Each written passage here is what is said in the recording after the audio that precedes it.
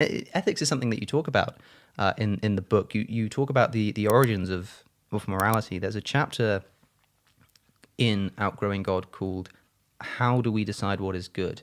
Essentially, I suppose, a response to the claim that you need religion to be good, and you're saying, no, we don't. Here's a way to do it. And in the chapter, you offer a compelling history of moral progress. But what, in a nutshell, is your answer to the question of how we define what's good? Not about like how we have changed, but what is the justification for the changes that we've made? I think that's actually a genuinely difficult question. It's Sam Harris goes rather far in his book, I think it's called The Moral Landscape, where he says, no, we actually can define what's right and wrong, what's good and bad. Suffering is bad. Yes. For him. And I think it's certainly at a common sense level, I would like to go along with that. I mean, it's possible for some philosopher to come along and say, oh no, I think suffering is good. I mean, and you can't totally argue against that.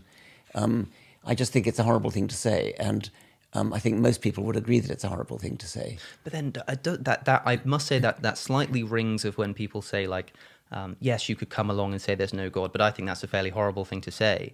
Yes. Well, I suppose it's an aesthetic thing. I don't think it's a horrible thing to say. But no, I mean, I don't actually have a comeback to some sadist who comes along and says, I think suffering is wonderful. I see.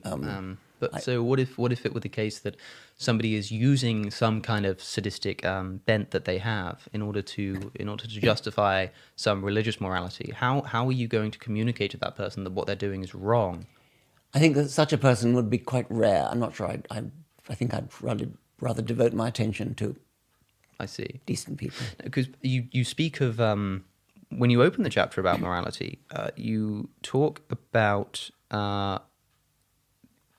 So for instance, you're talking about the evolution of other characteristics we have. So you say, for instance, it's obvious why we have a desire for the opposite sex. It's obvious why that's evolved. And yet there are homosexuals, which you can see as kind of an evolutionary anomaly. But they're not wrong for being, for the sake that they're an anomaly.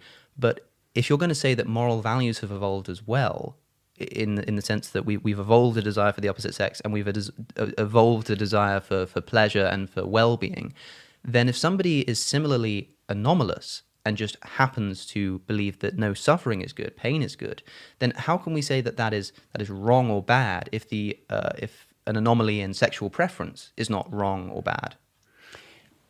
I think you can't actually say it's wrong. I think you just have to say, I want to live in a society where that sort of person doesn't have influence. Sure. And the reason that you want that is because of your evolutionary heritage. Well, I'm not sure about that.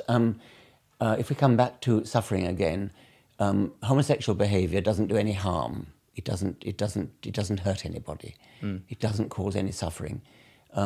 Whereas if somebody has a philosophical belief that inflicting pain is good, then I come back to my sort of rather fundamentals, Sam Harris type axiom almost that suffering is bad. Is bad. But the reason that suffering is bad or that its experience is bad is because we've evolved to feel suffering is bad. Well, in the sense that, I mean, it's a sort of biologically interesting point that you could actually breed by artificial selection. Yes.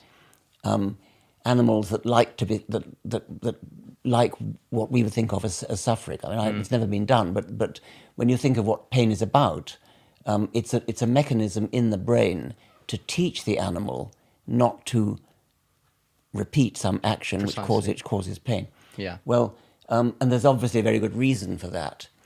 Theoretically, I suppose, as a Darwinian, I would have to say, you could breed animals that like pain. Well, I suppose philosophically that's the thing. It wouldn't be pain as by definition. By it wouldn't be pain. Yes, but shall we say enjoyed. that like having pins stuck in them or something of that sort. So, from a Darwinian point of view, I suppose you're right to keep coming back to that.